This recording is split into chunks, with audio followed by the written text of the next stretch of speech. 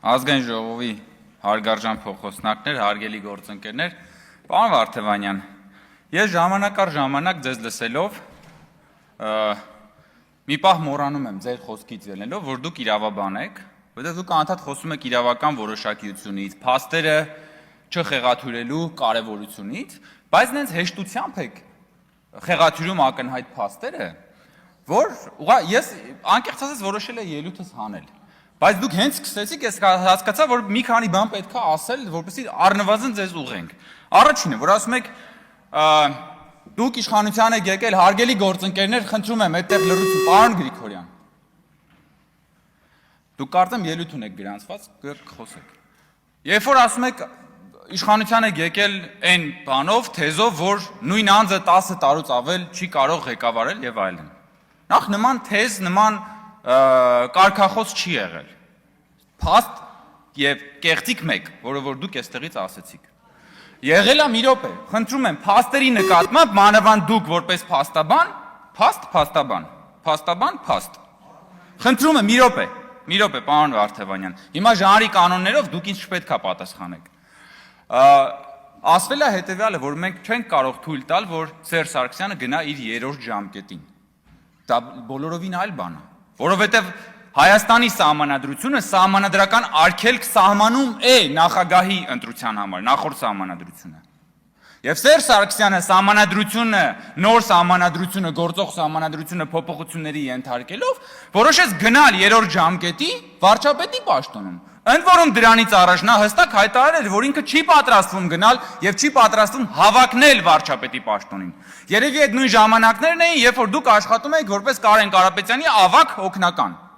Ու նույնիսկ ենթադրվում էր այդ ժամանակ հանրապետական կուլիսներում, որ այդ Կարեն Կարապետյանը պիտի լինի իրենց ապագա թեկնածուն։ Բայց հետո տարբեր բաներ, վերաձևակերպումներ արեցին, այնտեղ ստեղծեցին առաջին փոխվարչապետի պաշտոն, որ Սերժ Սարգսյանը գա վարչապետ, բայց դե Կարեն Կարապետյանին չէին կարա տանեին սովորական փոխվարչապետ, դրա համար պետք է նա լիներ առաջին փոխվարչապետ։ Դուք էլ ներողություն այդ ժանրի կանոններով կլինեիք առաջին փոխվարչապետի ավակ կամ առաջին օգնական։ Դրա մասին է խոսքը եղել։ Սահմանադրական արգելքը վերաբերել է նախագահին։ Ամերիկայի Միացյալ Նահանգների պատմությունից որ մեջբերում եք անում, այո, Ջորջ Վաշինգտոնը ինքը կամովին երկրորդ անգամից հետո հրաժարվեց երրորդ անգամ առաջադրվել որպես Միացյալ Նահանգների նախագահ եւ ավանդույթի ուժով, այո, դա Միացյալ Նահանգներում գործող կանոն է։ Ֆրանկլին Ռուզվելտի օրինակն էլ այո ճիշտ վերեցիք, բայց դա նախագահական համակարգով երկրների մասին է։ Այսօրվա գործող սահմանադրությամբ դուք որ անդադ միշտ պաշտպանում եք սահմանադրական կարգը, սահմանադրությունը եւ այլն։ Այսօրվա գործող սահմանադրությամբ նույնիսկ որևէ սահմանադրական արգելք գոյություն չունի նույն անձի երկու անգամից ավել վարչապետի պաշտոնում ընտրվելու դեպքում, նաեւ ինչու, որովհետեւ ժողովուրդը առաջնային մանդատով ուղղակի չի ընտրում հանրապետության վարչապետին, ժողովուրդն ընտրում է կուսակցությանը, հետո կուսակցությունը կամ արդեն ազգային ժողովը, խմբակցությունը ազգային ժողովի համամասնությամբ ընտրվում է վարչապետ։ Ախր սա այբուբեն է, քաղաքական այբուբեն է, պարոն Վարդևանյան։ Եվ նույնիսկ օրինակներ կան տարբեր երկրներում, ամենահայտնի օրինակը Անգելա Մերկելն է Գերմանիայում, մի ուրիշ օրինակ կա Թոնի Բլերը Մեծ Բրիտանիայում, որը եթե չեմ սխալվում 3 անգամ ընտրվել, օրինակ կա Ավստրալիայում, որը եւս պարլամենտական երկիր է, օրինակ կա Նիդերլանդներում, որը եւս պարլամենտական երկիր է։ Բազմը պարլամենտական համակարգերը տարբերվում են նախագահական նախորդ մեր համակարգերից, որովհետեւ այդ դեպքում նախորդ մեր համակարգում ժողովուրդը առաջնային մանդատով գնում ընտրում էր նախագահ, ու դրա համար էլ այո այդ սահմանադրական արգելքը սահմանվել էր։ Հիմա ասենք օրինակ ես անիմաստ 4.5 րոպե ժամանակ ծախսեցի այս այբուբենը բացատրելու համար էստեղից։ Բայց դուք ես վստահ եմ, որ դուք դա գիտեք։ Բայց դուք փաստերի նկատմամբ բան եք, սելեկտիվ եք։ Այնպես սելեկտիվ եք, ինչպես որ երբ որ ասում եք, որ մեր կառավարությունը 3 պատերազմ է բերել։ Եվ դրանով դուք փաստորեն շարունակում եք Ռոբերտ Քոչարյանական, Սերժ Սարգսյանական ավանդույթը, որը որ Հայաստանի Հանրապետությանն է մեղադրում պատերազմը սկսելու մեջ։ Դուք որ ամեն օր գալիս եք այստեղ եւ խոսում եք պատերազմից, խոսում եք եռաբլուրից, խոսում եք զոհերից, երբեմն ձեր գործընկերներն էլ զոհերի թիվը 1000-ով կամ 2000-ով ըստ իրենց ճաշակի նախընտրությունների կամ դրանց բացակայության ավելացնում են։ Հիմա էլ գալիս ու շարունակում եք այդ ավանդույթը եւ ասում եք, որ բան 3 պատերազմ ենք բերել, դրանով մեղադրանքը դնելով Հայաստանի Հանրապետության վրա։ Դուք այնքան շատ եք ատելությամբ լցված մեր կուսակցության եւ վարչապետի նկատմամբ, որ ձեր ատելությունը չեք էլ հասկանում, թե ոնց տեղափոխվում է Հայաստանի Հանրապետության վրա։ Որտեւ դուք մեղադրում եք Հայաստանի Հանրապետությանը, ոչ թե Հայաստան քաղաքացիական պայմանագրին։ Ասում եք բան, պարոն Վարդևանյան, նայեք ինչ եք ասում։ Ասում եք դուք բորբոքվել եք պատերազմի վերքը, որպեսզի իշխանության գաք եւ այլն եւ այլն։ Վերքերը բորբոքել, երբ որ ասում եք, ես ակամա հիշում եմ երկու բան։ Առաջի բանը հիշում եմ 2021 թվականի, երբ որ դուք Հայաստան դաշինքի ցուցակում եք եւ Հայաստան դաշինքը իր նախընտրական գովազդում բայրակթարների կադրերն էր դնում, թե ոնց են հայ զինվորներին սպանում եւ այդ ցավը բաներ անում, քաղաքականապես կապիտալիզացնում էր, որպեսզի ձայն ստանար, իշխանությունը վերցներ։ Հետո մեկ էլ հիշում եմ 2026 թվականը, որ դուք ուժեղ Հայաստանի ցուցակում նույն տեխնոլոգիան օգտագործելով 300,000 ադրբեջանցիների կեղծ թեզն էիք տարածում հասարակությանը, հանրությանը ահաբեկելով, որպեսզի կարողանաք Հայաստանում իշխանություն վերցնել։ Հիմա ով է ինչը բորբոքում, ով է էմոցիան բորբոքում, ով է վերքը բորբոքում։ Դուք այդ վերքը, դուք այդ դժբախտությունը դրել եք արդյունաբերական ռելսերի վրա։ Դուք մահվան վաճառականությամբ եք զբաղվել, ընդ որում ձեր նախորդ խմբակցությունը, ձեր ներկա խմբակցությունը։ Եվ այդ է մեր ու ձեր տա, ու գալիս եք ասում եք հաղթանակած, մենք հաղթել ենք, ի՞նչն եք հա։ Վարչապետը դրա մասին խոսած, ես տարբեր առիթներով խոսել ենք, էլի։ Բա ոնց է եղել, որ ձեր հաղթած նախագահները բոլոր ընտրություններում պարտվել են սեփական ժողովրդին, ոնց։ Լավ, բայց ձեր մտքով չի անցել, բայց հաղթած նախագահները, որ գալիս են սեփական ժողովրդին, պարտվում են։ Ու հետո ժողովրդի կամքը ոտնահարում են, ասպատակում են սահմանադրությունը, բռնազավթում են իշխանությունը, բա դա ձեզ մտածելու տեղիք չի տալիս։ Ձեզ մտածելու տեղիք չի տալիս, որ դուք ասում եք պարտված ղեկավարը պիտի հեռանա։ Մենք էլ ասեցինք շատ լավ, եկեք գնանք ընտրությունների։ Դուք մեզ տևական ժամանակ համոզում եք, ասում եք, չէ,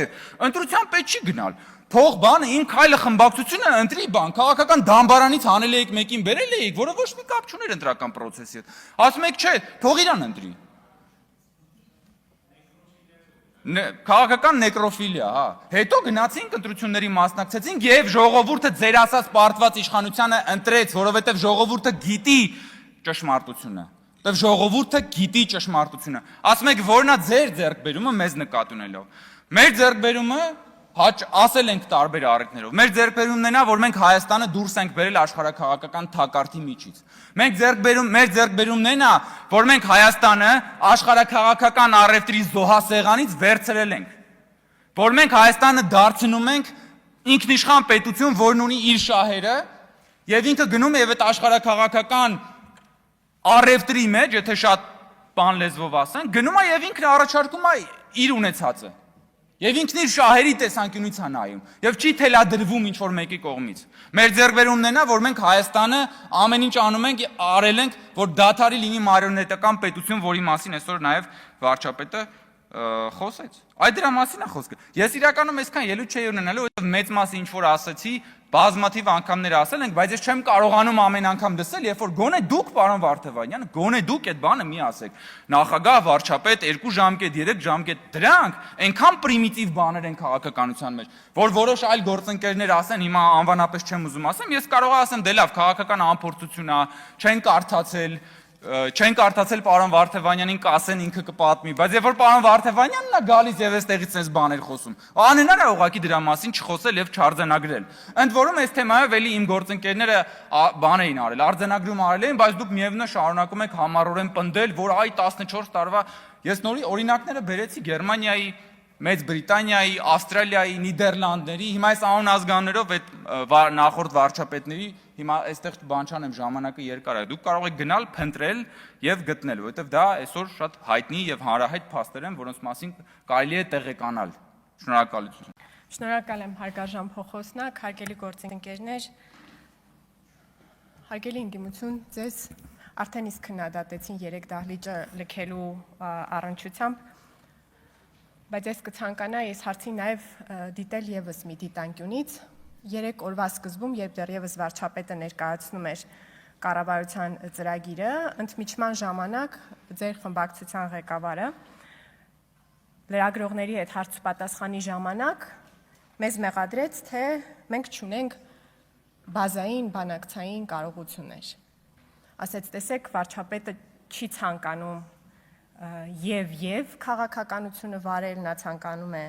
կամ քաղաքականությունը վարել, երբեմն նաև օգտագործում է, սրում է հարաբերությունները, արտահայտությունը, ինչ որ բանակցությունների մասին պատկերացումներ ունի, որը չի տեսնում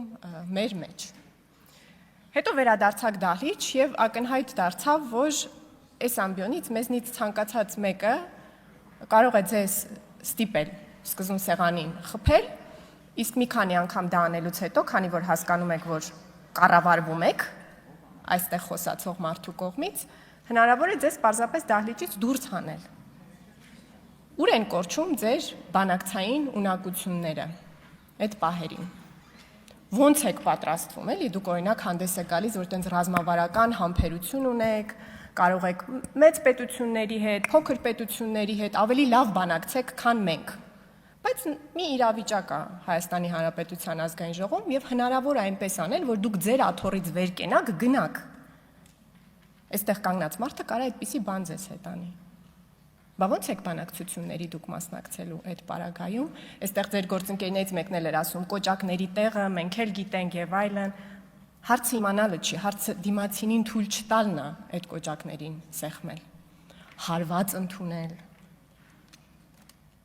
Հետո մյուս արդեն ճեպազրույցում հարցնում են, ասում են, լավ, իսկ անկլավների հարցը դուք ոնց կբանակցեիք։ Եվս մի հանճարեղ մոտեցում այդտեղ է դրսևորում, ասում է, Ադրբեջանը պետք է նախ եւ առաջ վերադարձնի մեր հողերը, որպիսի ապացուցի, որ ազնիվ է խաղաղության օրակարգում։ Այսպես են բանակցություններ վարում, գնում են, նստում են բանակցային սեղանում, ասում են դու նախ եւ առաջ պիտի ապացուցես, որ անկեղծ ես, նախ եւ առաջ վերադարձնես մեր հողերը։ Այսինքն դելիմիտացիան, դեմարկացիան դնում ենք մի կողմ, կողքի պետության առջև դնում ենք նախապայման, որ նախ եւ առաջ պիտի վերադարձնի հողերը, որպիսի ապացուցի, որ խաղաղության օրակարգում ազնիվ է։ Ու դրանից հետո ինչ եք ակնկալում, որ մյուս երկիրը ինչ է անելու։ Ես գիտեմ։ Դրանից հետո մյուս երկիրը ինչ որ մի բան է ասելու, որը դուք համարելու եք, որ ձեր կոճակներին սեղմեցի, դուք դուրս եք գալու այդ բանակցություններից սենյակից, գնալու եք երաշխավորի մոտ։ Մի խանգարեք ձեր գործընկերոջը, թողեք իմ ելույթը լսի։ Երկրորդ, վերադառնանք այսօրվա թեմային Եվրոպական միություն։ Երեք ես մի քանի անգամ փորձում եմ այս միտքը ձեր տարբեր տեխնացուներին տեղ հասցնել, բայց չի ստացվում։ Միտքը հետևյալն է, որ չեք կարող դուք առաջարկել, որ Հայաստանը անվերջ բարձր արժեքներից, մարդու իրավունքներ, ժողովրդավարություն, ժողովրդավարական ինստիտուտներ, այս ամեն ինչի մասին sense բաղձանքով նայի դեպի արևմուտք, ինչը դուք անում եք, համաձայն եք, ասում եք, այո, այնտեղի ինստիտուտները պետք է տեղայնացվեն, այնտեղի կենսակերպից ենք ուզում բարեկեցության դիտանկյունից։ Հետո անվտանգության, տնտեսության հարցերում ասեք, որ կան տարածաշրջանային ռեալիաներ, ռեալ պոլիտիկ, եւ սրա օրինակը էլի ձեր խմբակցության ղեկավարն է երեք տվել այդ լրագրողների հետ շփման ժամանակ, նրան հարցրեցին, ասեցին, վարչապետ Փաշինյանը ասել է, որ բանակը անվտանգության առանցքային, բայց վերջին գիծն է, առաջին գծում տնտեսությունն է, գիտեք նա ինչ պատասխանեց, ասեց աշխարհում առհասարակ այդպես է, բայց մեր տարածաշրջանը ունի սպეციფիկա։ Էս է փորձում ես ձեզ տեղ։ Հարգելի գործներեղություն Տիկին Կարապետյան, խնդրում եմ զբաղեցնել ձեր տեղերը եւ առանձին քննարկումները դադարեցնել։ Ներողություն, համեցեք Տիկին Կարապետյան։ Դա է փորձում ես ձեզ նկարագրել քանի օր, որ աշխարհում ինչ լավ բան կա, ասեն դե տեղայնացնենք, ասում եք, բայց մեր տարածաշրջանը ունի սպეციფիկա։ Չի ստացվելու։ Այդ բանը, որ մոտեցումը որն է, դուք այստեղ ձեր տեխնացուին, երկրորդին ասել եք, որ ամեն ինչին կասես հա, բացառությամբ անդամակցությանը։ Ինչ ասեն, ասես այո, շատ լավ է։ Ինչպես։ Այո, ամեն ինչ բացի անդամություն։ Այն աստիճանի, որ պարոն Հարությունյանը հարցնում է հոկտեմբերի 5-ի համաձայնության մասին, ասում է դա էլ է լավ։ Չէր ջոգել, որտեղ թեման թեթևակի փոխվել է։ Չի լինում այդպես, որ բաղձանքները, իղձերը կոնվենցիաներին համապատասխան լինեն, մարդու իրավունքների բարձրագույն դրսևորումներին արևմուտքի տենց հայ ժողովուրդը ձգվի դեպի արևմուտք, հետո գլխին տակ ասեք, բայց կան սպეციფիկ տարածաշրջան, ու ամեն ինչ ասենց լինելու։ Ասեմ ձեզ, դուք բանակում Ինքնասպանությունների ու սպանությունների հարցն էլ լրջորեն քննարկել պատրաստ չեք, որտեղ այդ խոսակցությունը պետքա պտտվի, գա հասնի ընտանեկան բռնության, կենցաղային բռնության հարցերին, որտեղ էլի դուք ասելու եք, բայց մենք սպეციფիկ ենք, սա հարավային Կովկասն է, չմոռանանք, դուք այդ խոսակցության, այդ հարցի արմատին էլ պատրաստ չեք հասնել։ Նախորդ գումարման սկզբին դաշնակցական ընդդիմադիր պատգամավոր Արմեն Ռուստամյանը Հայաստանի երրորդ հանրապետության մի ցնցող բնութագիր տվեց։ Նա ասեց հետևյալը. մենք աշխարհին միշտ 3 բանով էինք հետաքրքրում. Արցախի հակամարտության խնդիրն էր, Սյունիքն ու ատոմակայանը։ Մահը ազատությունից գերադասող կուսակցության ներկայացուցչի համար այս արտահայտությունը տենց դառնաքաղցր տոնով էր նա ասում եւ իսկապես Հայաստանի երրորդ հանրապետությունը այս ողբերգական կերպարանքով էր աշխարհին ներկայանում։ Աշխարհը միշտ մեր երրորդ հանրապետության մասին հիշելիս մտածում էր, տեսնես հայերն ու թուրքերը կշարունակեն կռվել Ղարաբաղում, թե այդ կռիվը կտեղափոխվի Սյունիք։ Եվ վերջի վերջո հայերը միմյանց անընդմեջ կշարունակեն սփոփել, որ ահա ապագա պատերազմում հաստատ ատոմակայանին չեն խփի։ Ճիշտ էր ասում։ Երրորդ հանրապետության կոնցեպտը այդ էր, հակամարտություն, աշխարհը մեր մասին հիշում էր այդպիսի թեմաների մասին խոսելով։ Բայց մենք բոլորս այդ երրորդ հանրապետությանը կարճած էինք։ Ով կհամարձակվեր այդ նախորդ փուլերում ասեր, բայց չէ որ այդ բանակցություններում կա տարածքային ամբողջականության սկզբունք, բայց չէ որ կան ՄԱԿ-ի 4 բանաձևեր։ Բոլորս է գիտեինք, լսել էինք, բայց ասվում էր, որ դրանք ադրբեջանական թեզեր են, դրանք չի կարելի շրջանառել ու քիչ թե շատ բոլորս այդ գիծը պահում էինք, որովհետև դա Հայաստանի կառավարող ուժի արտաքին քաղաքականությունն էր, ինչ իմաստ ուներ կանգնել եւ առանձին արտաքին քաղաքականություն վարել։ Բայց հիմա տեսեք, թե ինչ ազատությամբ եք դուք շրջանառում ադրբեջանական թեզեր, դրանք անվանելով, թե իբրև ռիսկերի եւ սպառնալիքների մասին եք խոսում։ Եռապատերազմ, նոր բան եք մտածել, պատերազմի եռագլուխ կուսակցությունը որոշել եք հակադարձել եռապատերազմով, բայց ախր գիտեք չէ, որ մեր ժողովուրդը անկախությունից ի վեր ապրել է Հայաստանի Հանրապետությունում։ Տեսել է առաջին պատերազմում եղել են զոհեր։ Այդ պատերազմը ավարտվել է հրադադարով, հաղթանակով չէ, հրադադարի փաստաթղթով։ Այդ հրադադարի իրավիճակը քաղաքական ուժերը վերցրել եւ դարձրել են իրենց կլանների հենքը, հայտարարել են դա հաղթանակ։ Պատմեցի, չէ, որ Քուր գետից երևացող դղյակներ են կառուցել։ Հետո եկել են Երևանում են Արաքս գետից երևացող դղյակներ կառուցել։ Հետո շեղվել է ռազմական բալանսը մեր ու մեր հարևանների միջև։ Հետո 2012 թվականի ամռանը դուք որտեղ եք եղել, երբ որ արդեն Տավուշի վրա էր հարձակվում Ադրբեջանը։ 2013 թվականի ամռանը որտեղ եք եղել։ Ամեն տարի էսկալացիայի հետևից մինչև նորից մեջ բերեցի։ Սերժ Սարգսյանը ասեց, որ Եվրասիական տնտեսական միությանը միացել ենք խնդրելով Ուկրաինան կանխելու նպատակով։ Հետո եղել է 2016 թվականի քառորյա պատերազմը։ Այդ ականները մեր պետության տակ դրված պայթել են ու պայթել ամբողջ մեր անկախության շրջանում, որովհետև նախագիծը այդպիսին է եղել, որ խորհրդային միությունը փլուզվելիս իր իսկ վերականգնման նախադրյալները տեղադրել է անկախ հանրապետությունների ներքո, որպիսի թուրքական աշխարհի վախից,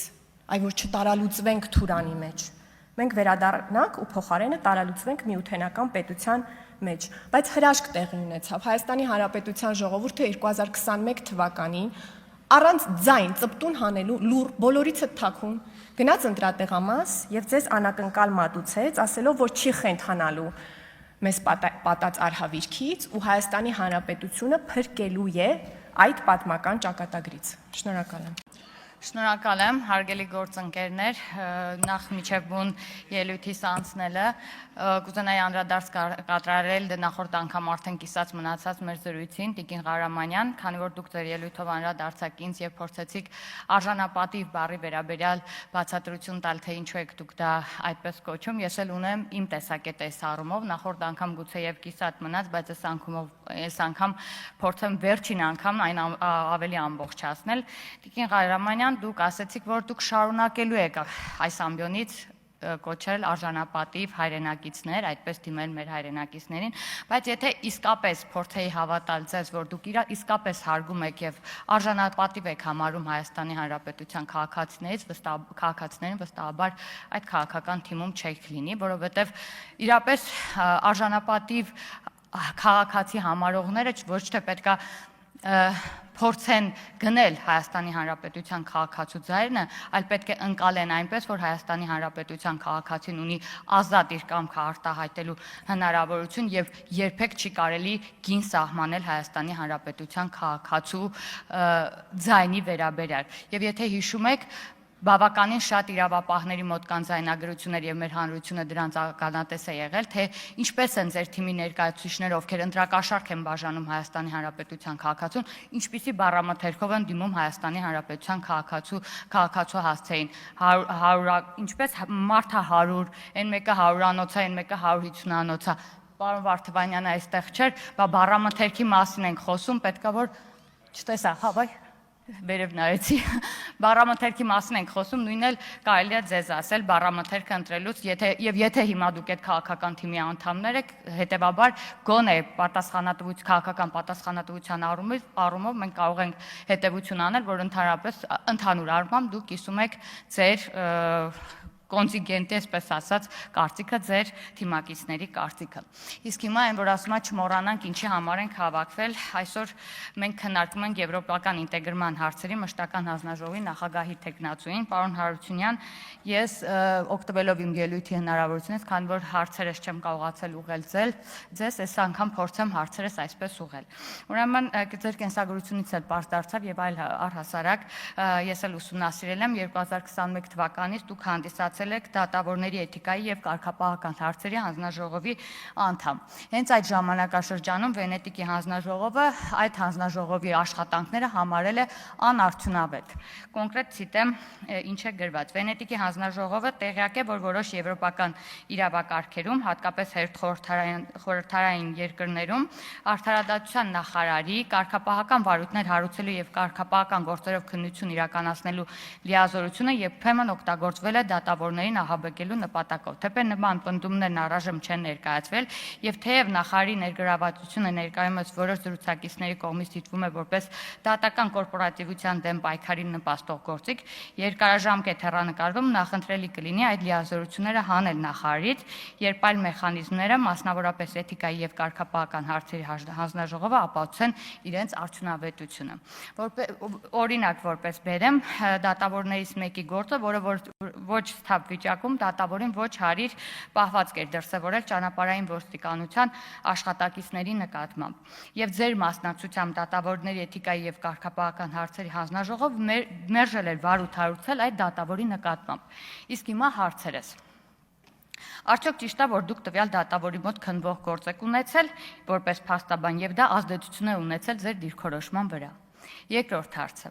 Արդյոք ճիշտ է, որ հենց այս գործով ձեր որպես գործող փաստաբանի դիրքորոշումը պատճառ է հանդիսացել արդարադատության նախարարության կողմից օրենսդրական փոփոխության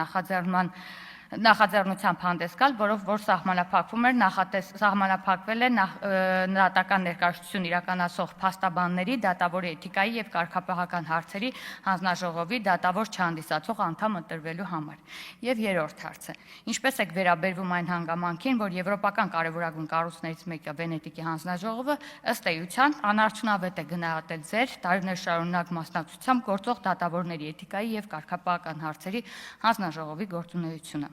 Այս հարցերի պատասխանները միանշանակ կարծում եմ դրական կլինեն, որովհետև երեք էլ ձեր տված հարցը վարչապետին դրա մասին է խոսում, այսինքն իմ համոզմունքները լրիվ հաստատվեցին։ Եվ ուզում եմ ձեզ հարցնեմ, պարոն Հարությունյան, նման արդյունավետությամբ կամ որը նույն են անարդյունավետությամբ է պատրաստվում գլխավորել այս հանձնաժողովը, կամ որ այստեղ խոսում ենք մեր դատավորներ, ձեր դատավորներ, մերոնք, ծերոնք, ձեր ընտրած մեր, այս մասով ասելիք չունեք։ Մեծարգո նիստը նախագահող, հարգելի գործընկերներ, սիրելի ժողովուրդ, ես ճիշտ ասած կառավարության այս ծրագրի մասով չհասցրեցի ելույթ գրանցվել և ուզում եմ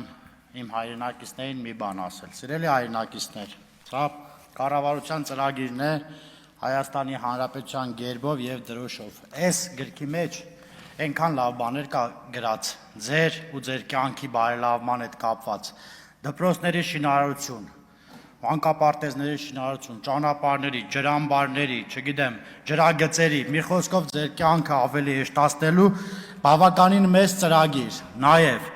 որ մեզ մեղադրում են գյուղատնտեսությունը ըստ էության հետ տանելու մեջ,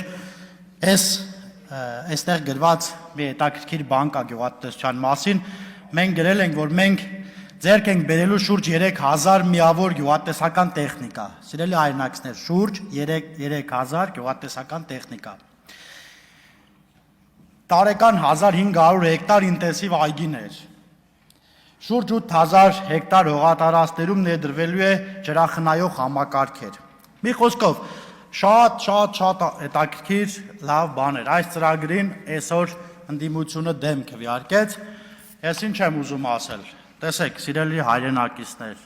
իմ ժողովուրդ, ձեր ցավը տանեմ։ Մեր ընդդիմությունն ինչքան լավ բան կա դրան դեմ է։ Ձեր թոշակը բարձրացրել ենք, ասում ընտրակաշառք եք տվել,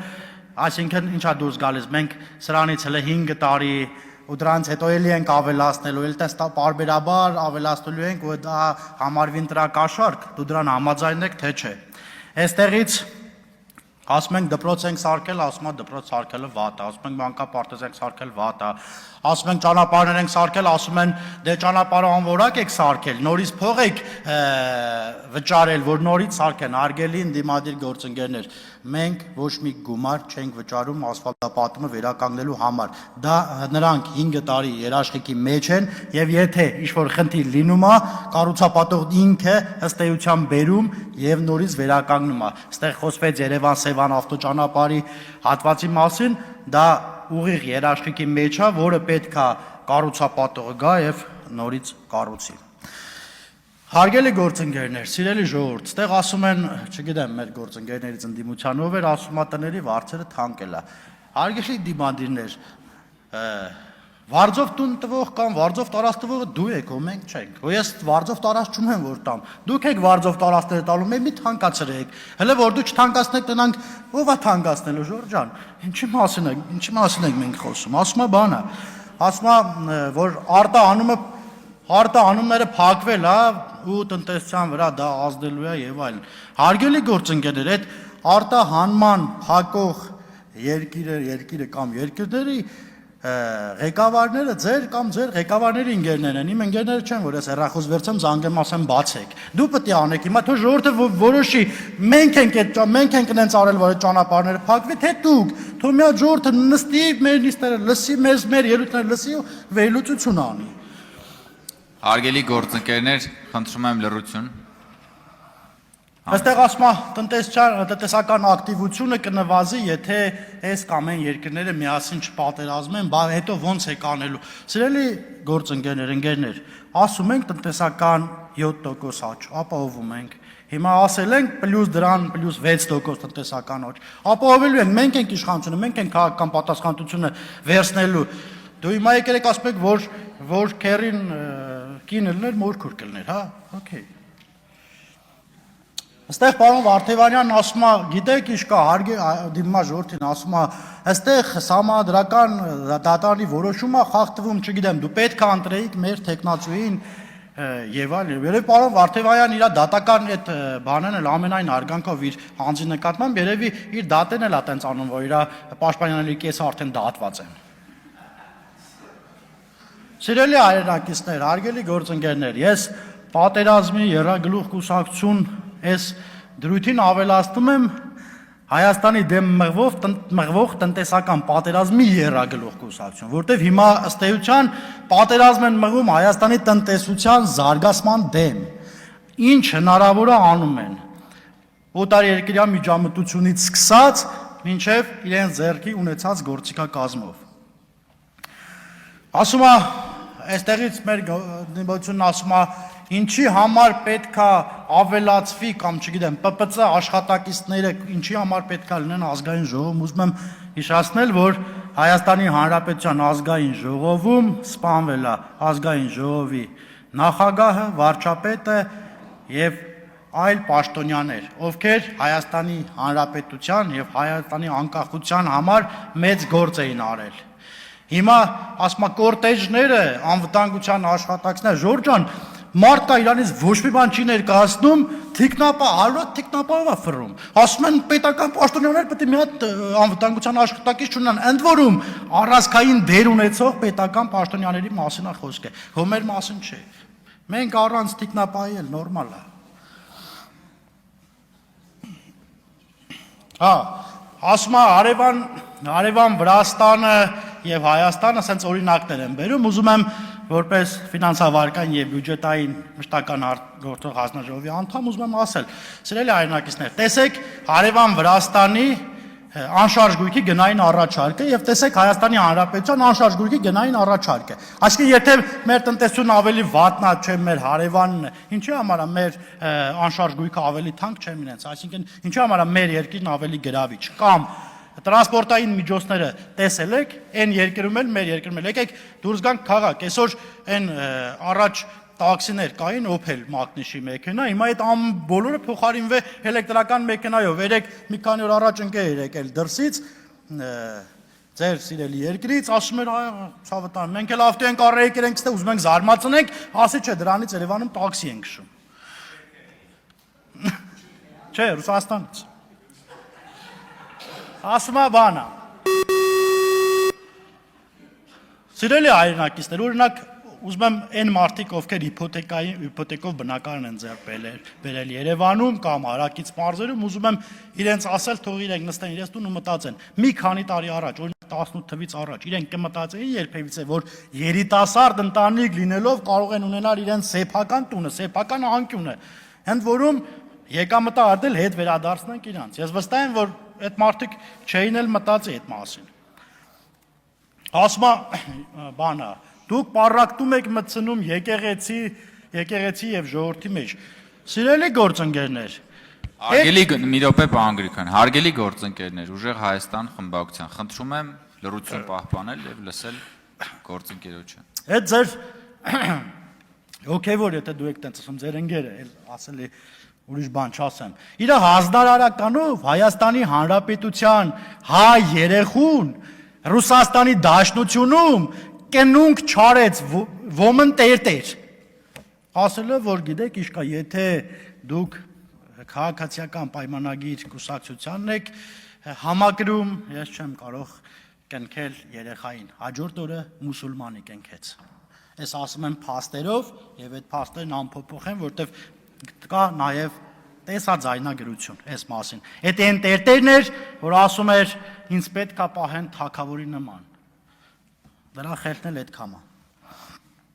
Ասում է, հա, հիմա գամ վերջնական Եվրաինտեգրում, հարգելի ժողովուրդ, ընդդիմություն ներկայիս եւ Եվրաինտեգրում։ Չգիտեմ, բան չեմ ասում, ներող կլինեք, շնորհակալություն։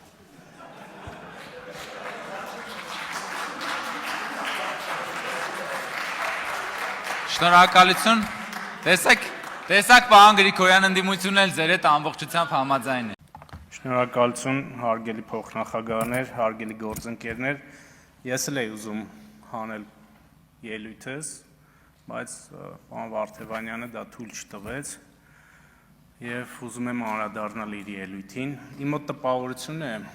որ դուք երեք ձեր պրիոմի տակ եք մնացել։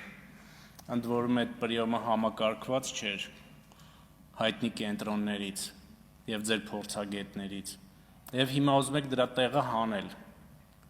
բայց պարոն Վարդևանյան, ասենք ես օրինակ այտենց ելույթ չի սպասում էլի ձեզանից,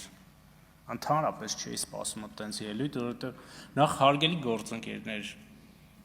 քանի դեռ դուք ու այս 20 օրա դրա մասին խոսում ենք, էլի։ Այս ընտրությունների արդյունքների հետ չեք համակերպվել, անընդհատ դուք ինքներդ ձեզ այկիդո եք անելու ու մնաք այդ պրիոմի տակ, ոնց որ քիչ առաջ արեց պարոն Վարդևանյանը։ Եկել այստեղ եւ համեմատում է խորհրդարանական պետությունը նախագահական պետության հետ կառավարման ձևով։ Պատկերացնեք, ոնց որ բանը ընդունվի Երևանի պետական համալսարանի իրավաբանության ֆակուլտետի առաջի կուրս եւ ասի դասիրակչուհին ու դայակը ուր են։ Այսպես համեմատություն է կանում։ Կատարյալ կեղծիք է ասել, որ մենք պայքարել ենք նրա համար, որ Սերժ Սարգսյանը 10 տարուց ավել չմնա։ Մենք պայքարել ենք նրա համար, որ Սերժ Սարգսյանը ձեր քաղաքական առաջնորդը եւ ձեր ոմանց քաղաքական առաջնորդը խաբել էր ժողովրդին,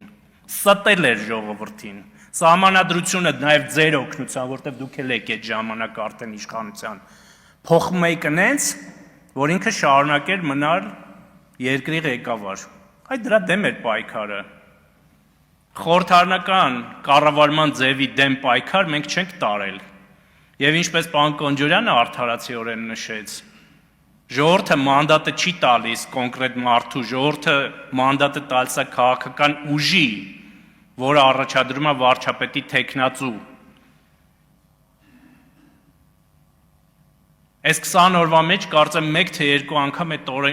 օրինակը բերել ենք։ Մերկելը 4 անգամ եղել է Գերմանիայի կանցլեր։ Պատկերացնեք ձեր նման մեկը ընդ որում փոխխոսնակ վեր կենար այտենց ելույթ ունենար այդ բան Բունդեսթագում։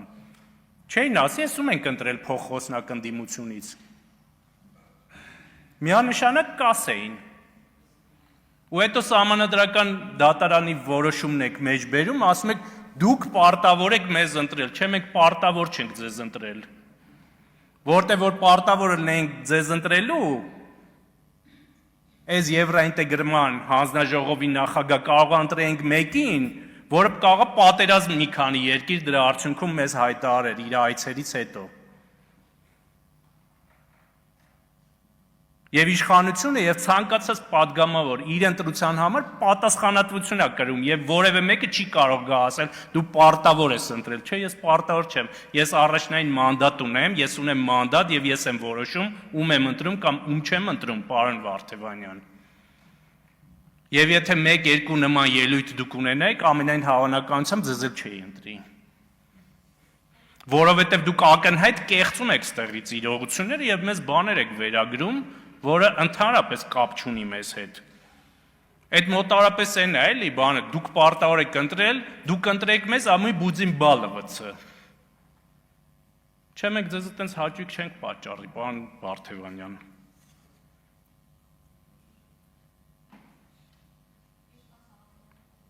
Հա, ասում եմ, դուք 50+ չեք հավաքել։ Պատկերացնեք, դա ասում է մի քաղաքական ուժի ներկայացուցիչ, որի ներկայացուցիչներին հարյուրներով մեղադրում են հազարավոր ընտրակաշառքներ բաժանելու համար։ 1000 հատ քյաբաբ քիչ բաժանեք, մենք 50+ էլ կունենայինք, 51+ էլ կունենայինք, 55+ էլ կունենայինք։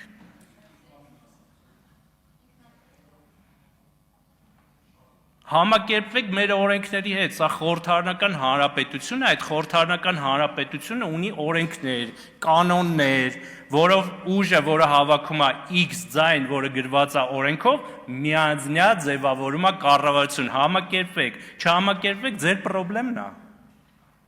Դուք եք պրոբլեմ ունենալու, մենք չենք ունենալու, որովհետև երեկվա ձեր այկիդոյի արդյունքում մենք նորմալ քննարկեցինք, առաջ գնացինք, մեզ համար եւ անձամբ ինձ համար դա դուրս էր այն տրամաբանությունից, որ մենք ունեինք նախորդ 20 օրերի ընթացքում։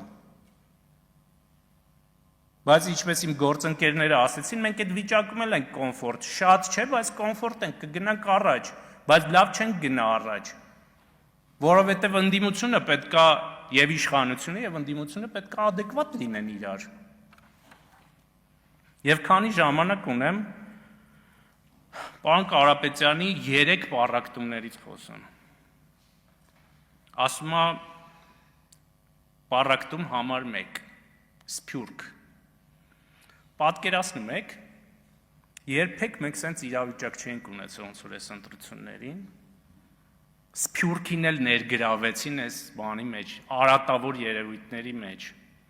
Սամալյոտներով, վագոններով, ավտոներով բերման ենթարկելու։ Ու հետո ասում են Սփյուռքի նկատմամբ ձևավորվում է վատ վերաբերմունք։ Դուք եք մեղավոր։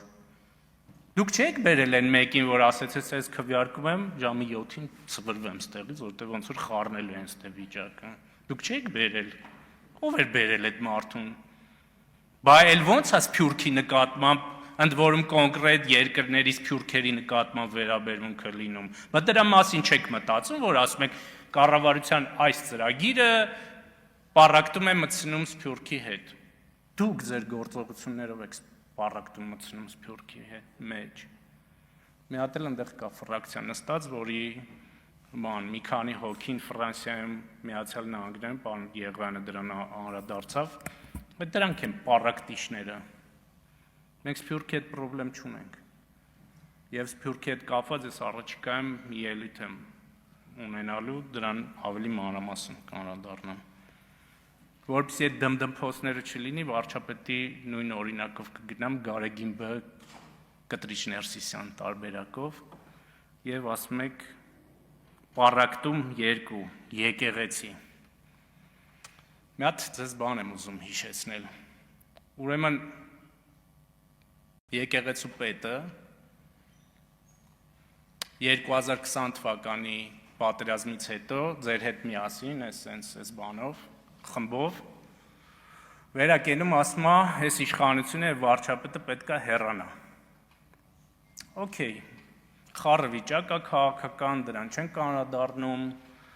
ասում ենք լավ դե, տենց հարգանքով վերաբերվենք, 21 թվի հունիսին տեղի են ունենում ընտրություններ, եւ նա վերակենում ասում է, ինչ չի հետաքրքրում ինչ ընտրություն է եղել, ես մեկ այդ արդյունքները չեմ ընդունում։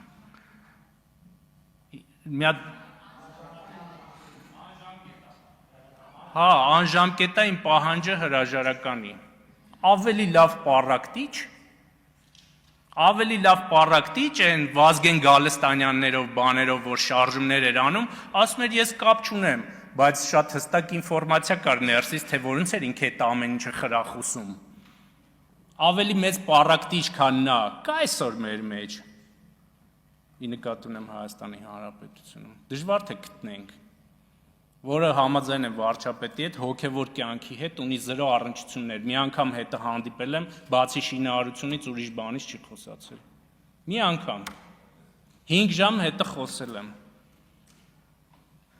Եվ պառակտում համար 3 անկախության հռչակագիր խաների ցուցումով հռչակագիրն եք, փոխում եք մեր պասպորտը։ Հասկանում եք, մենք ասենք որևէ մի վերլուծաբան կամ իրեն հարգող վերլուծաբան չի կարող ասել, որ մենք ավելի հիմա նվազ անկախ եւ պետականությունը ավելի քիչ ուժեղ է, քան երբևէ։ Նորմալ իրան հարգող քաղաքական վերլուծաբան։ Բայց մենք այդ ճանապարհին ուզում ենք գնանք, ամեն ինչի մեջ փորձում են օտար ուժեր բերել, մտցնել եւ լինել ավելի անկախ։ Դուք եք ձեր գործողություններով նպաստում 3-րդ պառակտմանը եւ այդ ամենը մի վերագրեք կառավարության ծրագրին, ինչ նշել եք Այկիդոյի օրենքով վերադարձնում է ձեզ, որովհետեւ դուք եք նպաստում բոլոր այդ պառակտումներին, շնորհակալություն։ Շնորհակալություն։ Իսկ ներողություն, պարոն Հարությունյանի տեխնացիան հետ կապված, քանի որ իր տեխնացություններ քննարկում, ես կարծում եմ, որ ֆրակցիան ավելի լավ տեխնացիա է առաջադրել, շնորհակալություն։ Հարգելի գործընկերներ, ձեր խինդու ծիծաղը առաջարկում եմ ընդհատել, ելույթներից հետ նիստից հետո կարող եք հավաքվել եւ ինչքան ուզում եք ծիծաղալ։ Համեցեք։ Լռություն։ Շնորհակալություն, հարգելի նախագահող, հարգելի գործընկերներ, սիրելի հայրենակիցներ, 2 օր առաջ այստեղ քննարկում էինք Եվրոպական ինտեգրման հանձնաժողովի մշտական հանձնաժողովի նախագահի թեկնածությունը, քվեարկության դրեցինք նիստերը երկարաձգելու մասին որոշում եւ երկարաձգեցինք նիստերը ու մինչեւ ժամը 20:00 աշխատեցինք, գնացի տուն, տեսնեմ ուժեղ Հայաստան խմբակցության ներկայացուցիչները մնացել են նիստից հետո եւ ռիլ են նկարել։ Ամբողջ կազմով մնացել են այս դալիճում, մեզանից հետո ժամը 9-ի կողմերը ու ռիլ են նկարել, թե բա հարգելի հայրենակիցներ, մենք պատրաստ ենք մինչեւ ժամը 8-9 մնանք, աշխատենք, որպեսզի ծաղիկներ, փուչիկներ, մանուշակ, ամպիկներ։ Ու ես ասում գներեք։ Ասում Հարգելի գործընկերներ, պարոն Հակոբյան, մի րոպե ներողություն։ Հարգելի գործընկերներ, ինձ ճիշտն ասած արդեն անհանգստացնում է ձեր այս լավ տրամադրությունը։ Ես չգիտեմ, որ դուք մի օրով կորել եք, ինչ է ձեր հետ կատարվել։ Բայց ես սունկեր, Չինաստանից սնկեր են երևի ձեր մոտ մնացած եղել։ Ես ձեզ խնդրում եմ հարգելի ուժեղ Հայաստան խմբակցություն, առաջարկում եմ ծիծաղեցիք, հիմա լրջանանք եւ լսենք գործընկերոջը, որովհետեւ հաջորդիվ ձեր գործընկերին ա ելույթ ունենալու, որ իրան է լսի։ Եվ նույնիսկ իրենց լրություն են fake ավտոբուսային տենց վիդեոներ ունեն, չէ՞, ուժեղ Հայաստանը գալու է ու տենց արհեստական ինչ-որ բան։ Ու այդ նույն ռիլն է, այդ նույն տես տպավորություններն ա իմ մոտ, բայց հետ եմ գալիս հիշողությանս մեջ ու հիշում եմ, որ այդ քվեարկությանը իրենք մասնակցել են, մենք կողմ ենք քվեարկել, իրենք ձեռնպա են քվեարկել։ Եթե մենք կողմ չքվեարկենք, մինչև ժամը 8-ը չենք մնա հարգելի քաղաքացիներ, սիրելի ժողովուրդ, եւ չենք աշխատի հանուն ձեզ համար։ Պարոն Կարապետյանը գնաց, պարոն Կարապետյան, սիրելի գործընկերներ, ձեր ամեն ինչն է այդպես fake։ Ռիլների մակարդակով մի րոպեանոց իրականություն եք ստեղծում, գցում եք Facebook ու գիտեք թե դա է իրականությունը, Հայաստանում այդ իրականությունն է։ Ուզում եմ ձեզ հիշեցնել, որ ձեր անգամ համակիրներն են մեծ մասը fake։ Facebook-ում նախընտրական եւ դրանից առաջի շրջանում fake իրականություն եք ստեղծել, fake համակիրներ եք ստեղծել, բոտեր եք ստեղծել, գեղեցիկ արտաքինով fake աղջիկները մտնում գրում էին Նարեկ Կարապետյանը հարցազրույց էր տվել ամերիկացի լրագրողին, ասում էին սիրտս խելագարվեց։ Այն մյուսը ասում էր աղջիկներ պահել են, որ իրիկունը նորից իրար հետ նայենք։ Նարեկ ասեց այն ուտենց fake բոտեր էին հավաքել։ Հետո փոխեցին, դարձրեցին բան։ Տատիկ պապիկների նկարներով անգլերեն կոմենտներ էին անում։ Ու վերջում տեսանք, որ այդ համարակալած նույն կոմենտներն էին գրում, հետո ջնջեցին համարակալումները, հանեցին, նորից նույն կոմենտները դրեցին, այնքան արեցին, մետան բլոկեց Նարեկ Կարապետյանի էջը։ Հետո իրանք ասեցին, որ վայ, Նիկոլն էր սարքի, դες մի բան, որ իրանք կապ չունեին, որ բոտերը չէին մեղավոր։ Մի խոսքով, այ ձեր ամեն ինչը այդպես կեղծ է։ Բայց այս պատմածիս իմաստը ո՞րն է, հարգելի գործընկերներ, որ այդ որ ստեղծել եք, գնացել եք ու մտածեք, այս մի ամիսը այստեղ աշխատում ենք, դրանից առաջ մի ամիս քարոզարշավ ա եղեք 40 օր, դրանից առաջ ես իմ քանի ամիս է իրենք ունեին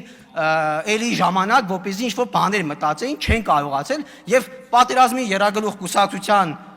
հայելային տարբերակը գտել են երապատրազմ թե ինչ, տես գնացել է խորհրդականներով մի քանի ամիս տանջվել են ու տենց ինչ-որ պիտակ են գտել, մեզ կպցնելու փորձում են մեզ պիտակավորել։ Հարգելի գործընկերներ, այդ պիտակները օթից չեն կպնում, եթե դրանք իրական չեն լինում, երբեք չեն կպնում։ Պատերազմի երագլուխ կուսակցությունը պիտակ չի, մենք ձեզ չենք պիտակավորում, դա իրականություն է, մարդիկ գիտեն այդ իրականության մասին։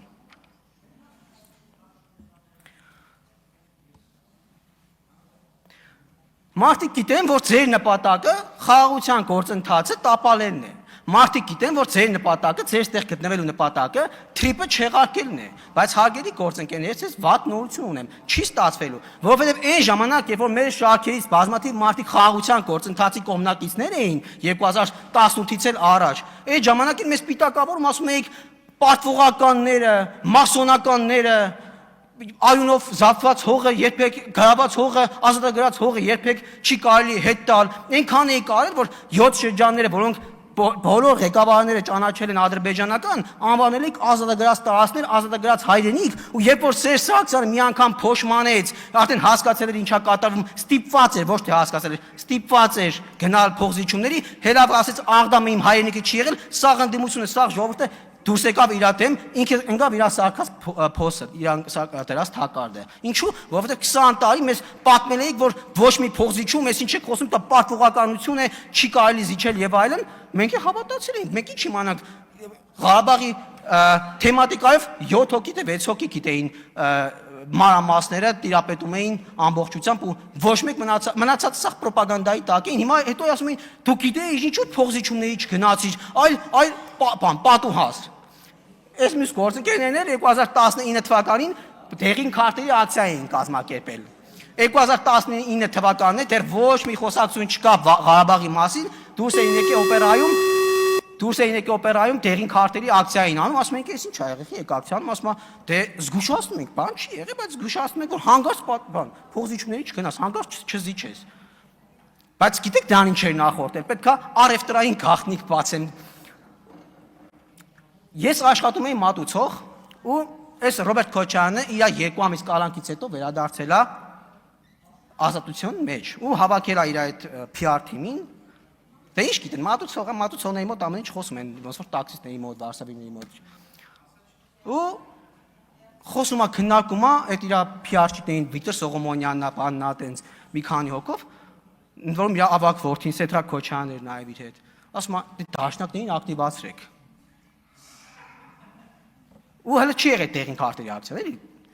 Ասում է, այն միֆերը տարածեք, որ բանի, Լևոնի հոգեզավակ, պարտվողական բան։ Ես գալիս եմ մի շաբաթ, 2 շաբաթ անցնում է, դաշնակներին տեղին քարտերի ակցիան են անում, որ մի զգուշացնում եք, հանգարց փողզիջումների չգնաք։ Ասում, այս ընկերներ ունեմ դաշնակ, որոնք տենց սովորական դաշնակցականներ են, վերնախավի մաս չեն կազմում, անկեղծ մղումներով դաշնակ, ասում, ժողովուրդ, ձեր այս դաշնակները, Թաուքանյամյա կուսակցությունը Քոչարյանի բանն է,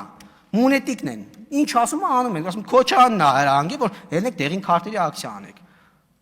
Ասում եմ, ձև չկա, ինչ ես խոսում, բան, մենք մեր ինչ գերագույն խորհուրդը, որոշումները, ես իմ ինչը։ Հիմա արդեն ակնհայտ բացայան են խաղում, թե 2020 թվականից հետո թակում ոչ մի բան չի մնացել, բոլորը բացահայտվել են, իրենց բոլոր երեսները բացահայտվել են, այդ ռուսական պրո-արմենտյաններ կային, արմենտյան, սաղ ջրի երես է դուրս եկել, ուզում ասել, պարոն Կարապետյան, չի ստացվելու, դուք ոտից գլուխ ֆեյք եք, ներողություն, բայց դա տենց է, եւ մարդիկ դա տեսնում են, զգում են, մարդիկ Քիեն մեզ ընտրում, պարոն Կարապետյան, որովհետև մարդիկ տեսնում են, որ մենք, մեր սխալներն են իրական, մեր դասեր քաղելն էլ է իրական, մեր պարտություններն են իրական, մեր հաղթանակներն են իրական, մեր երջանկությունն էլ է իրական, մեր ողբերգությունն էլ է իրական, մեր էմոցիաներն են իրական, դուք կեղծում եք ու շատ վատ եք կեղծում։ Շնորհակալություն ազգային ժողովի մեծարգո նախագահ, հարգելի գործընկերներ, պարոն Ռուբինյան, 1000 ներողություն։ Օտար լեզվով ասեմ, почему этот порочный круг должен был замкнуться на мне, էլի քնի, ես էլ շեղվեմ թեմայից, 1000 ներողություն։ Որովհետև հարգելի գործընկերներ, ստեղից պարոն Վարդևանյանը իմ գործընկեր ասում է 50%-ից պակաս եք հավաքել, բա պարոն Վարդևանյան, բայց ձեր դեմ ենք պայքարում, բա։ Դուք հասկանում եք, դուք ֆանտաստիկ քաղաքական ուժ եք իրականում, ֆանտաստիկ, անկեղծորեն եմ ասում։ Դուք քանի օր է 20 օր է ինչ ազգային ժողովում եք, որպես քաղաքական ուժ, պատգամավոր եք, հասցրել եք ընտրություն կեղծեք։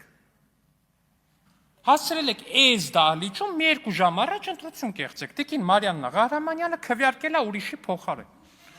Հարգելի գործընկերներ, լրություն Տիկին Ղահրամանյան, լրություն, հետո կպահանջեք, շարունակեք պարոն Ալեքսանյան։ Հարգելի գործընկերներ, ակնհայտորեն դուք ձեր ձեռքը տանում եք եւ ակնհայտորեն Տիկին Ղահրամանյան, լրեք։ Շարունակեք պարոն Ալեքսանյան։ Հարգելի գործընկերներ, սա էլ դեռ մի կողմ։ Ասպեք 8-րդ գումարման խորհրդարանին ականատեսել։ Ձեր ստեղ գալով հարգելի գործընկերներ, մենք առհասարակ 6-րդ գումարման խորհրդարանին ենք ականատեսել։ Ամբողջ հանրապետական կուսակցությունը վերցրել եկել եք խորհրդարան, ասում 8-րդ գումարում։ 8-րդ գումարումը միջև ձեր գալը, հարգելի գործընկերներ, էլի որոշակի ինչ որ առաջընթաց է, բայց դուք 6-րդ գումարումն եք հետ բերել խորհրդարան որպես այդպեսի։ Ես հիշում եմ, երբ որ ամեն անգամ այն մարդու անունը տալուց, որ թխկացնում եք, ակամայից մի բան եմ հիշում, հոդված եմ հիշում։ Այս բաներ եղել, արտահոսքեր եղել հայտնի կենտրոններից մի երկրի, որտեղ վերլուծություն էր, թե ինչ պետք է անի Սամվել Կարապետյանը, որպեսզի չընկնի ամերիկյան սանկցիաների տակ, այն դիրեկտիվաների մեջ էր, ասում եմ, որպեսզի ամերիկյան սանկցիաների տակ չընկնի, լավ կլինի, որ Սամվել Կարապետյանը դիրքավորվի որպես եկեղեցու պաշտպան։ Եվ ով զարմանք, ստեղից գալի անուն ենք տալի, այս մարդիկ դղկացնում են։ Ու Սամվել Կարապետյանը, ով իդեպ, եթե չեմ սխալվում, կաթոլիկա, չէ՞։ Կաթոլիկա, ես ինչքան գիտեմ, լավ, եկեք ես ասենց ասեմ, ես ինչքան գիտեմ, Սամվել Կարապետյանը կաթոլիկա, ինչպես Տաշիրի մեր հարազատ քույրերի եւ եղբայրների բացարձակ մեծամասնությունը եւ դա տենց ինչ որ վատ բանով չեմ ասում, էլ ինչքանով ես գիտեմ, գուցե սխալվում եմ, այնուամենայնիվ։ Բայց այդ մարդիկ եկեղեցու պաշտպանությունը օգտագործում են զուտ ու բացառապես միայն նրա համար, որտեղ Ամերիկայում հիմա պահպանողական իշխանությունը այնտեղ սանկցիաների մասով մտածում են դա իրենց համար լրացուցիչ բան է ստեղծում, պաշտպանական բան է ստեղծում առնվազն իրենց համար։ Ու ամբողջ քաղաքական գիծը ուղղված է դրա վրա, որպեսզի այդ պաշտպանությունը կառուցեն նրա վրա, որ այս մարդիկ իբր թե պաշտպանում են եկեղեցին։ Ումից եք պաշտպանում եկեղեցին։ Ումից որ պետքա պաշտպանեք հարգելի գործընկերներ, ումից որ պետքա պաշտպանեք դուք իրականում նրան եք փորձում պաշտպանել։ Մեր եկեղեցին պետքա պաշտպանել նրանից, ում դուք փորձում եք պաշտպանել։ Ու դուք սա ինձնից լավ գիտեք, ու բոլորը սա ինձնից լավ գիտեն։ Պարոն Գրիգորյանը շատ ճիշտ մի հատ տերտերի մասին հիշատակում արեց, այն որ Ռուսաստանում են հայտնի վիդեոն տեսել եք, որ ասում են դուք պետքա պայեք թագավորի պես։ Դուք եք ասում դա։ Հա, ասում պետքա պայեք թագավորի պես, ով է տեսի, այ քեզ բան ասում է։ Հա, ասում է, ես եթե վատ ավտոյից իջնեմ, պետք է ասեք էսով է, էս չի տերտերը։ Այո, ինձ պետքա Mercedes-ով իջնեմ, էս մեկով իջնեմ, այն մեկով իջնեմ։ Էդ է այդ կլանը։ Էդ է այդ ձևավորված եկեղեցու սպասավորների կլանը է ձեր նշած մարդու գլխավորությամբ։ Էդ են այդ մարդիկ արել, ու դուք դա եք փորձում պաշտպանել, հարգելի գործընկերներ, դուք կնես չի արժեքային կամ ինչ-որ մի բան եք պաշտպանում այդ մարդուն պաշտպանելու։ Դուք պաշտպանում եք այդ թագավորի պես ապրել ուզող տերտերների կլանը, որի գլխին կա մեկ մարդ։ Պարոն Կարապետյան, կառավարության ծրագրի ժամանակ ծրագրի քննարկման ժամանակ ձեր ելույթում ասում եք պետքա դիմադրել Թուրքիային։ Ինչ նկատի ունեք պետքա դիմադրել ասելով։ Նկատի ունեք, որ պետքա հետո կարձագանք եք խնդրում։ Նկատի ունեք, որ պետքա կռվել Թուրքիայի դեմ։ Լոգիկա է, կարա տենց միտք արտահայտվի։ Հա, օքեյ, ընդունում եմ, կարա տենց միտք արտահայտվի։ Բայց պարոն Կարապետյան, երբ որ դիմադրելու ժամանակներ ու նաև համատեղության կարգով ձեր ժամկետային ծառայության մեկնելու տարիքներ, դուք չեք գնացել այդ դիմադրելու։ Ստացվել անեց, որ ձեր եղբայրն էլ չի գնացել այդ դիմադրելու։ Հələ էլ ավելին ասեմ, ստացվել անեց, որ ձեր հորեղբոր տղան էլ չի գնացել այդ դիմադրելու ժամանակ դիմադրելու։ Հələ էլ ավելին ասեմ, ձեր հորեղբորը այն մյուս տղան էլ չի գնացել։ Հորաքրոջ ընտանիքին չգիտեմ, այնտեղից մարդու չեմ ճանաչում, բայց կարծեմ իրանք չեն գնացել։ Բոլորով չեք գնացել դիմադրելու, բան եք անում, հա, ինչ վատ է։ Դուք Մայբախով Երևանում բան կանեք, Մայբախով Երևանով կերթևեք, մեր սիրելի քույրերի, եղբայրների, մեր գյուղերի, քաղաքների, բնակիչների երեխեքը կգնան դիմադրելու հերոսաբար, որտեղ տենց է բա։